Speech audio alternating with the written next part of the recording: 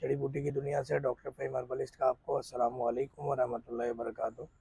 آج ہم اس جڑی بوٹی کے بارے میں ذکر کر رہے ہیں جس کا فارسی میں، اردو میں، عربی میں ایک ہی نام ہے، لیمون، انگریزی میں لیمون۔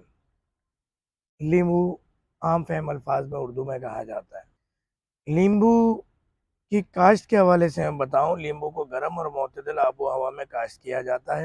لیمو گول یا بیضوی شکل کا ہوتا ہے اور اس کا چھلکا پیلا یا ہلکا سا سبز ہوتا ہے۔ اس کی خوشبو تیز و تر و تازہ ہوتی ہے۔ اندر سے یہ رسدار اور کھٹا ہوتا ہے جس میں چھوٹے سفید بیج ہوتے ہیں۔ تیزابیت کے مریضوں کو زیادہ لیمو استعمال نہیں کرانا چاہیے کیونکہ سٹرکس فروٹ کہہ لیں اس کو یا پھل کہہ لیں، یعنی رسدار جتنے بھی یہ ہوتے ہیں یہ تیزابی مریضوں کو نہیں دینے ہیں۔ اور اسی طرح بلڈ پریشر کے مریض بھی زیادہ نہ لیں۔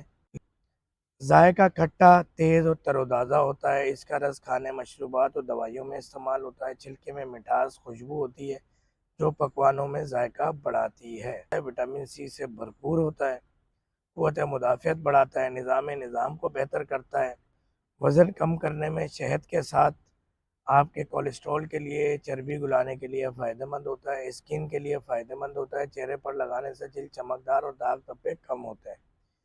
گلے کی خرابی کے لیے لیمو، شہد اور گرم پانی کے مشروب گلے کی سوزش میں آرام دیتے ہیں۔ خون صاف کرنے کے لیے روزانہ لیمو پانی پینے سے جسم کے زہریلے مادے خارج ہو جاتے ہیں۔ اسے بخار، گلے کی سوزش اور نظام کے لیے مفید قرار دیا۔ اور کسی بھی جڑی بوٹی کو اوریجنل حاصل کرنے کے لیے اپنے گھر پر ہم سے دیے گئے نمبر پر رابطہ کیجیے۔